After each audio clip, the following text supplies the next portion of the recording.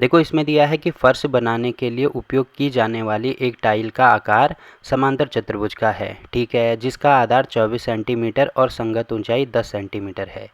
1080 वर्ग मीटर क्षेत्रफल के एक फर्श को ढकने के लिए ऐसे कितनी टाइलों की आवश्यकता होगी, ये हमें निकालना है। देखो इसमें हमें ये निकालना है कि कितनी टाइलों की आवश्यकता होगी।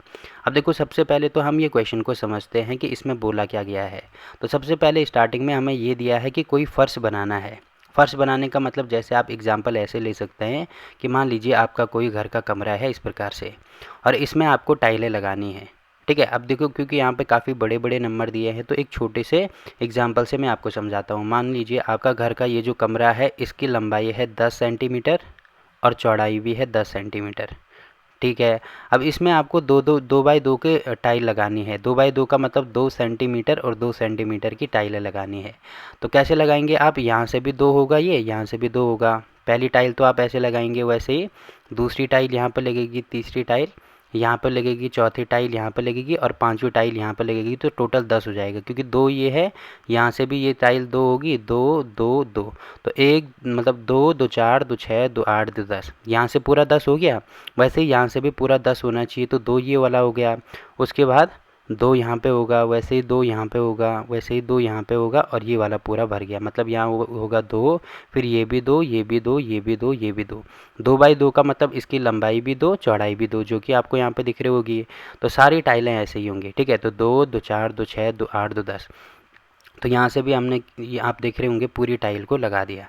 अब कितनी टाइलें हैं, देखो लंबाई में 1 2 3 4 5 टाइलें लग रही हैं। वैसे ही चौड़ाई में भी कितनी लग रही हैं, 1 2 3 4 5 टाइलें लग रही हैं। वैसे ही यहाँ पर भी 5 टाइलें लगेंगी, वैसे ही यहाँ पर भी 5 टाइलें लगेंगी, यहाँ पर भी लगेंगी 5।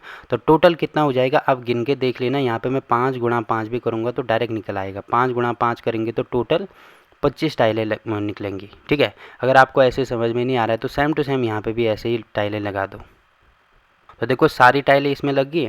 अब इनको देख लेना, गिन के 25 आएंगे। तो एक तरीका तो ये है कि ऐसे टाइलें लगा दो। अब देखो इसमें इतने बड़े नंबर दिए हैं तो ऐसे तो हम लगा नहीं सकते हैं टाइल को। तो क्या करेंगे, इसमें आपको दिख रहा होगा यहाँ पे इसका क्षेत्रफल, मतलब ये जो कमरा है इसका क्षेत्रफल निकाल दो।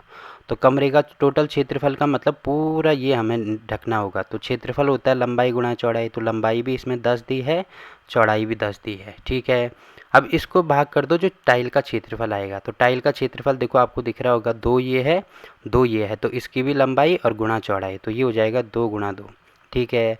अब इसको हल करेंगे तो देखो 2 से इसको काटेंगे, यहाँ पे हो जाएगा 5, और 2 से इसको भी काटेंगे, यहाँ पे हो जाएगा 5।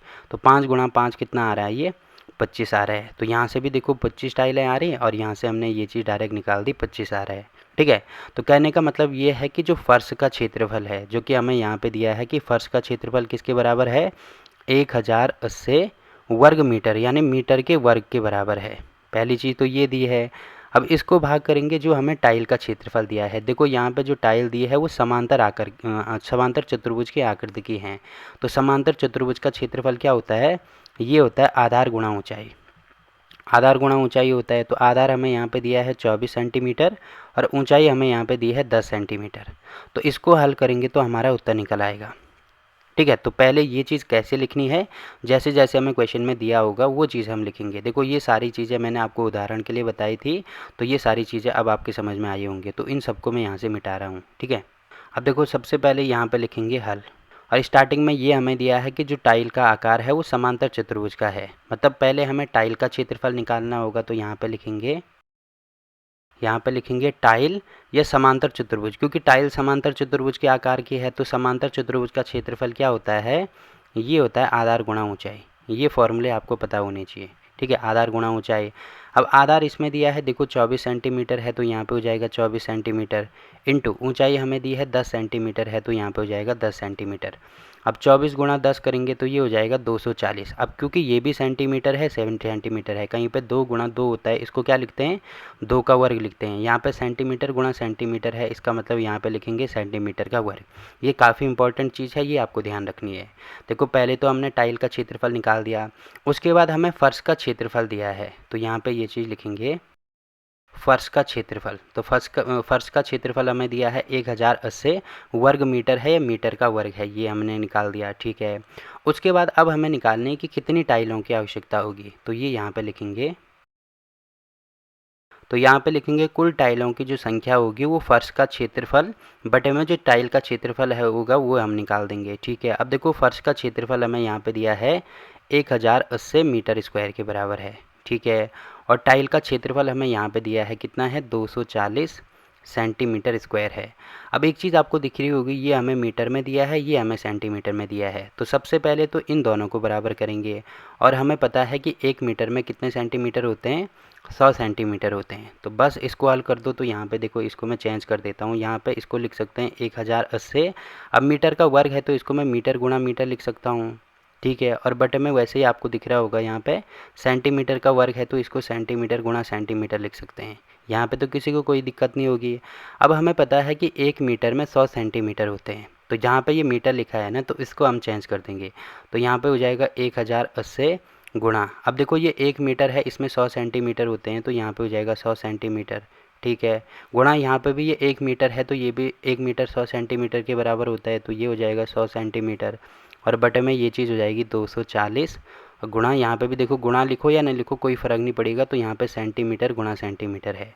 अब आपको दिख रहा होगा ऊपर और नीचे सेंटीमीटर सेंटीमीटर आ रही है, तो ऊपर अगर सेम संख्या आती है जैसे ऊपर 2 नीचे 2 है तो इससे ये काटते हैं ना, तो वैसे ही ये सेंटीमीटर से ये वाला सेंटीमीटर कटेगा, इस सेंटीमीटर से ये वाला सेंटीमीटर कटेगा। तो अब हमारे पास केवल संख्याएं यहाँ पे आएंगी, तो ये हो जाएगा 1080 गुणा यहाँ पे हो जाएगा 100 गुणा यहाँ पे भी 100 और बटे में ये हो जाएगा 240 के बराबर। ठीक है, अब आपको दिख रहा होगा यहाँ पे देखो एक जीरो से ये वाली जीरो को काट दो। ठीक है, अब इसको 24 का भाग इसमें करेंगे, या 24 का भाग अगर आपको नहीं आता है तो 12 का पहाड़ा तो आता ही होगा, तो ये हो जाएगा 12 दूनी 24 और कितना होगा 12 नमा 108। ठीक है, तो ये कितना हो गया हमारे पास, ये हो गया 9 गुणा यहाँ पे हो जाएगा 100 गुणा 100 और बटे में ये हो जाएगा 2। अब देखो 2 का भाग इसमें करेंगे तो यहाँ पे तो ये हो जाएगा 50। ठीक है, तो ये हो जाएगा यहाँ पे 9 गुणा 50 गुणा 100। अब इसको हल करेंगे तो कितना हो जाएगा, ये 9 पंजे कितना होगा 45, तो 45 ही हो गया, साथ में 1 2 3 जीरो हैं तो 1 2 3 जीरो, तो इसका मतलब 45,000 टाइलों की आवश्यकता होगी, यही हमारा उत्तर हो जाएगा।